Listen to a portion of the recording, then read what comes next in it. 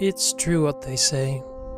If you're poor, you're crazy, and if you're rich, you're eccentric. For the last 10 years I've been working for Lord Humphrey in the north of England as a groundskeeper and handyman. Lord Humphrey is about as eccentric as they come, as was his father Lord Humphrey I and his father Lord Charles. I suspect Lord Charles' marriage to his cousin, who may or may not also have been his half-sister, to be the cause. The old families here are ridiculously inbred. Like a lot of the landed gentry in England, the estate the current Lord Humphrey owns is ridiculously valuable, but in actual monetary terms, he barely has a pot to piss in.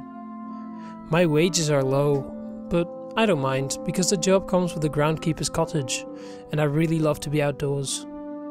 I had a hideous childhood, mostly down to my mother, and left the home the moment she died. This place is somewhere I've been massively happy.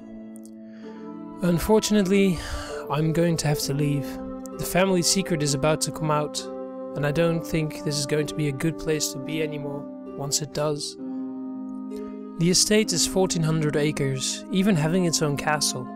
Originally the family lived there, but as money got tighter and it fell into disrepair, they moved into Hawthorne Hall, which was another property on the estate. The contents of the castle were sold off and it rapidly became little more than a ruin. There are many other properties on the estate, including some old farm buildings that have been renovated and are now offices, and a few little cottages. There are also some vast wooded areas and many fields. In the middle of summer, the hunting parties come to shoot grouse and pheasant. As with any old places in England, the rumours of ghosts in the castle and lights in the woods are rife, and occasionally I'll have to chase off teenagers during the night that have come ghost hunting. I have never seen anything myself and find the estate beautiful and peaceful. I guess my story really starts at the time Lord Humphrey asked me to come and check out a growing damp patch on one of the ceilings in Hawthorne Hall. I won't bore you with the details, but while I was up in the attic fixing a leaking pipe, I found a journal. It was the journal of Lord Charles, and I'll begin by sharing some excerpts that I thought were pretty interesting. A child has disappeared from the village, and I suspect Humphrey to be involved. I saw the two of them playing only 2 days ago. I have questioned the boy and he denies any involvement. However, he will not meet my eyes, and I imagine him to know more than he will tell me.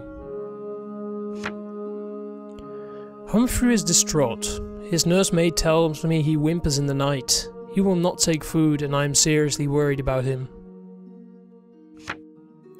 Tonight I must sit down with Humphrey and discover what is ailing him. He is but skill and bone now, and I cannot lose another child. His mother could not cope. Losing our darling Emily at only 7 years of age to scarlet fever was almost too much for her to bear. Humphrey must be saved.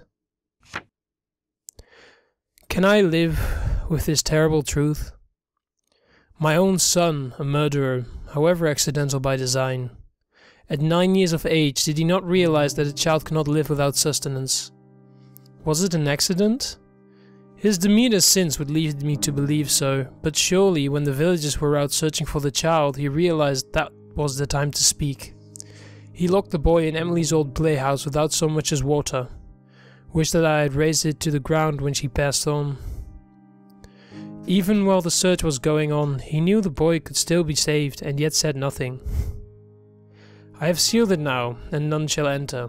May it be buried in the brambles that surround it, and no one find the poor child's tomb, and may I be damned for my part in this horror. I guess Lord Humphrey Sr. had come to terms with what he'd done, because he lived to a ripe old age, and fathered Lord Humphrey Jr. along the way. After reading the journal, I did try and look for the playhouse for a while, but a couple of years ago I came across it completely by accident. It was buried in the woods, and was the size of a small room with a very low roof. The family had obviously had money at that point, because it was a proper stone building. It had small, shuttered windows and was in a state of dilapidation. Although I suspect when it was first built for Lord Charles' daughter, it must have been rather pretty.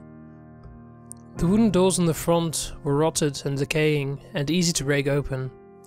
Inside were child-sized chairs and a table made of hardwood that had stood the test of time remarkably well. There was a full fireplace on the back wall, and curled up next to it were the skeletal remains of a small child. I've always been a sucker for children, and the fact that this little one had his life snuffed out so early was devastating to me. I repaired the door as best I could. The poor kid should be left to rest in peace.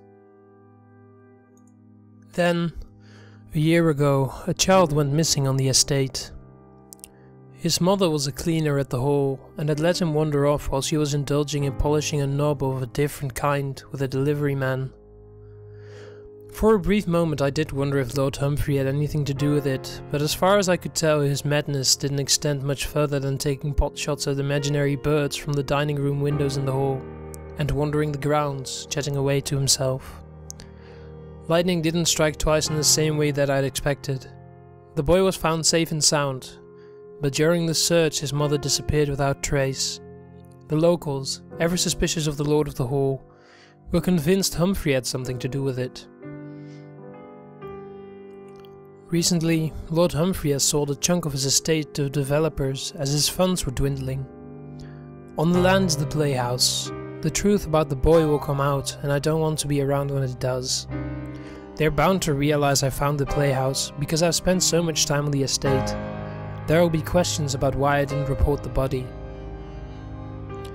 I couldn't, of course, because that's where I put the body of that woman. She was a terrible mother, just like mine.